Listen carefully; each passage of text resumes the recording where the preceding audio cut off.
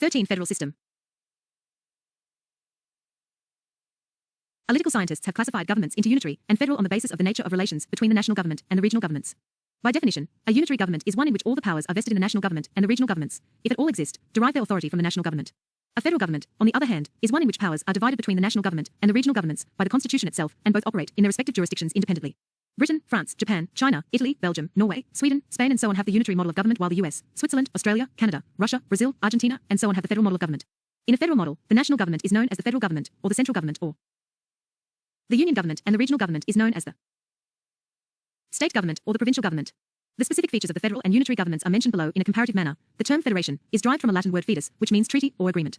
Thus, a federation is a new state, political system, which is formed through a treaty or an agreement between the various units. The units of a federation are known by various names like states, as in US, or cantons, as in Switzerland, or provinces, as in Canada, or republics, as in Russia. Table 13.1 Comparing features of federal and unitary governments. Federal government, unitary government. Federal government, unitary government. 1. Dual government, that is, national government and regional government. 1. Single government, that is, the national government which may create regional governments. 2. Written constitution. 2. Constitution may be written, France, or unwritten, Britain. 3. Division of powers between the national and regional government. 3. No division of powers. All powers are vested in the national government. 4. Supremacy of the Constitution. 4. Constitution may be supreme, Japan, or may not be supreme, Britain. 5. Rigid Constitution. 5. Constitution may be rigid, France, or flexible, Britain. 6. Independent judiciary. 6. Judiciary may be independent or may not be independent. 7. Bicameral legislature. 7. Legislature may be bicameral, Britain, or unicameral, China. A federation can be formed in two ways, that is, by way of integration or by way of disintegration. In the first case, a number of militarily weak or economically backward states, independent, come together to form a big and a strong union, as for example, the US. In the second case, a big unitary state is converted into a federation by granting autonomy to the provinces to promote regional interest, for example, Canada. The US is the first and the oldest federation in the world. It was formed in 1787 following the American Revolution, 1775 to 83. It comprises 50 states, originally 13 states, and is taken as the model of federation. The Canadian Federation, comprising 10 provinces, originally 4 provinces, is also quite old, formed in 1867. The Constitution of India provides for a federal system of government in the country. The framers adopted the federal system due to two main reasons: the large size of the country and its socio-cultural diversity. They realized that the federal system not only ensures the efficient governance of the country, but also reconciles national unity with regional autonomy. However, the term federation has nowhere been used in the Constitution. Instead, Article 1 of the Constitution describes India as a union of states. According to Dr. B.R. Ambedkar, the phrase union of states has been preferred to federation of states to indicate two things. I, the Indian Federation, is not the result of an agreement among the states like the American Federation. And 2, the states have no right to secede from the federation. The federation is union because it is indestructible. Point 1. The Indian federal system is based on the Canadian model, and not on the American model. The Canadian model differs fundamentally from the American model insofar as it establishes a very strong center. The Indian Federation resembles the Canadian Federation, I, in its formation, i.e., by way of disintegration. 2, in its preference to the term union, the Canadian Federation is also called a union, and 3, in its centralizing tendency, i.e., vesting more powers in the center vis-a-vis the states. Federal features of the Constitution. The federal features of the Constitution of India are explained below. 1. Dual polity. The Constitution establishes a dual polity consisting the union at the center and the states at the periphery. Each is endowed with sovereign powers to be exercised in the field assigned to them respectively by the Constitution. The union government deals with the matters of national importance like defense, foreign affairs, currency, communication, and so on. The state governments, on the other hand, look after the matters of regional and local importance like public order, agriculture, health, local government, and so on. 2. Written Constitution. The Constitution is not only a written document, but also the lengthiest constitution of the world. Originally, it contained a preamble, 395 articles, divided into 22 parts, and 8 schedules. 2. At present, 2019, it consists of a preamble, about 470 articles, divided into 25 parts, and 12 schedules. 3. It specifies the structure, organization, powers and functions of both the central and state governments and prescribes the limits within which they must operate. Thus, it avoids the misunderstandings and disagreements between the two. 3. Division of powers. The Constitution divided the powers between the center and the states in terms of the Union list, state list, and concurrent list in the 7th schedule. The Union list consists of 98 subjects, originally 97, the state list 59 subjects, originally 66, and the concurrent list 52 subjects, originally 47. Both the center and the states can make laws on the subjects of the concurrent list, but in case of a conflict, the central law prevails. The residuary subjects, i.e., which are not mentioned in any of the 3 lists, are given to the center. 4. Supremacy of the Constitution. The Constitution is the supreme, or the highest, law of the land. The laws enacted by the center and the states must conform to its provisions.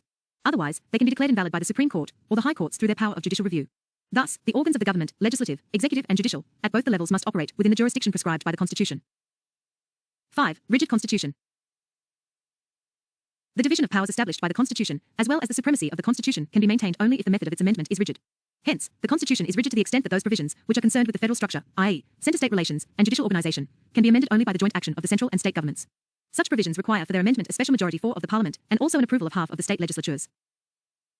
6. Independent judiciary. The Constitution establishes an independent judiciary headed by the Supreme Court for 2 purposes. 1. To protect the supremacy of the Constitution by exercising the power of judicial review. And 2. To settle the disputes between the centre and the states, or between the states. The Constitution contains various measures like security of tenure to judges, fixed service conditions, and so on to make the judiciary independent of the government. 7. Bicameralism. The Constitution provides for a bicameral legislature consisting of an upper house, Rajya Sabha, and a lower house, Lok Sabha. The Rajya Sabha represents the states of Indian Federation, while the Lok Sabha represents the people of India as a whole. The Rajya Sabha, even though a less powerful chamber, is required to maintain the federal equilibrium by protecting the interests of the states against the undue interference of the centre. Unitary features of the Constitution. Besides the above federal features, the Indian Constitution also possesses the following unitary or non-federal features. 1. Strong centre. The division of powers is in favour of the centre and highly inequitable from the federal angle. Firstly, the union list contains more subjects than the state list. Secondly, the more important subjects have been included in the union list. Thirdly, the centre has overriding authority over the concurrent list. Finally, the residuary powers have also been left with the centre, while in the US, they are vested in the states. Thus, the Constitution has made the centre very strong. 2. States not indestructible. Unlike in other federations, the states in India have no right to territorial integrity. The Parliament can by unilateral action change the area, boundaries, or name of any state. Moreover, it requires only a simple majority, and not a special majority. Hence, the Indian Federation is an indestructible union of destructible states. The American Federation, on the other hand, is described as an indestructible union of indestructible states. 3. Single constitution. Usually, in a federation, the states have the right to frame their own constitution separate from that of the centre. In India, on the contrary, no such power is given to the states. The Constitution of India embodies not only the constitution of the centre, but also those of the states. Both the centre and the states must operate within this single frame. The only exception in this regard was the case of Jammu and Kashmir, which had its own state constitution. 5. 4. Flexibility of the Constitution. The process of constitutional amendment is less rigid than what is found in other federations. The bulk of the Constitution can be amended by the unilateral action of the Parliament, either by simple majority or by special majority. Further, the power to initiate an amendment to the Constitution lies only with the centre. In US, the states can also propose an amendment to the Constitution. 5. No equality of state representation. The states are given representation in the Rajya Sabha on the basis of population. Hence, the membership varies from 1 to 31. In US, on the other hand, the principle of equality of representation of states in the upper house is fully recognized. Thus, the American Senate has 100 members, 2 from each state. This principle is regarded as a safeguard for smaller states. 6. Emergency provisions. The Constitution stipulates 3 types of emergencies: national, state, and financial. During an emergency, the central government becomes all-powerful and the states go into the total control of the centre. It converts the federal structure into a unitary one without a formal amendment of the Constitution. This kind of transformation is not found in any other federation. 7. Single citizenship. In spite of a dual polity, the Constitution of India, like that of Canada, adopted the system of single citizenship. There is only Indian citizenship and no separate state citizenship. All citizens irrespective of the state in which they are born or reside enjoy the same rights all over the country. The other federal states like US, Switzerland and Australia have dual citizenship, that is, national citizenship, as well as state citizenship. 8. Integrated judiciary. The Indian Constitution has established an integrated judicial system with the Supreme Court at the top and the state high courts below it. This single system of courts enforces both the central laws as well as the state laws. In US, on the other hand, there is a double system of courts whereby the federal laws are enforced by the federal judiciary and the state laws by the state judiciary. 9. All India services. In US, the federal government and the state governments have their separate public services. In India also, the centre and the states have their separate public services. But, in addition, there are All India services, IAS, IPS, and IFS, which are common to both the centre and the states. The members of these services are recruited and trained by the centre, which also possess ultimate control over them. Thus, these services violate the principle of federalism under the Constitution. 10. Integrated audit machinery. The Controller and Auditor General of India audits the accounts of not only the central government, but also those of the states. But, his appointment and removal is done by the President without consulting the states. Hence, this office restricts the financial autonomy of the states. The American Controller General, on the contrary, has no role with respect to the accounts of the states. 11. Parliament's authority over state list. Even in the limited sphere of authority allotted to them, the states do not have exclusive control. The Parliament is empowered to legislate on any subject of the state list if Rajya Sabha passes a resolution to that effect in the national interest. This means that the legislative competence of the Parliament can be extended without amending the Constitution. Notably, this can be done when there is no emergency of any kind. 12. Appointment of Governor. The Governor, who is the head of the state, is appointed by the President. He holds office during the pleasure of the President. He also acts as an agent of the centre. Through him, the centre exercises control over the states. The American Constitution, on the contrary, provided for an elected head in the states. In this respect, India adopted the Canadian system. 13. Integrated election machinery. The Election Commission conducts elections not only to the central legislature, but also to the state legislatures. But, this body is constituted by the President and the states have no say in this matter. The position is same with regard to the removal of its members as well. On the other hand, US has separate machineries for the conduct of elections at the federal and state levels. 14. Veto over state bills. The governor is empowered to reserve certain types of bills passed by the state legislature for the consideration of the president. The president can withhold his assent to such bills not only in the first instance, but also in the second instance. Thus, the president enjoys absolute veto, and not suspensive veto, over state bills. But in US and Australia, the states are autonomous within their fields and there is no provision for any such reservation. Critical evaluation of the federal system. From the above, it is clear that the Constitution of India has deviated from the traditional federal systems like US, Switzerland and Australia, and incorporated a large number of unitary or non-federal features, tilting the balance of power in favor of the center. This has prompted the constitutional experts to challenge the federal character of the Indian Constitution. Thus, K.C. Ware described the Constitution of India as quasi-federal. He remarked that Indian Union is a unitary state with subsidiary federal features rather than a federal state with subsidiary unitary features. 6. According to K. the two factors have been responsible for increasing the unitary bias tendency of centralization of the Constitution. These are I. The dominance of the center in the financial sphere and the dependence of the states upon the central grants, and 2. The emergence of a powerful erstwhile planning commission which controlled the developmental process in the states. 6a. He observed, India has practically functioned as a unitary state, though the Union and the states have tried to function formally and legally as a federation. 7. However, there are other political scientists who do not agree with the above descriptions. Thus, Paul Appleby 8 characterizes the Indian system as extremely federal. Morris Jones 9 termed it as a bargaining federalism. Ivor Jennings 10 has described it as a federation with a strong centralizing tendency.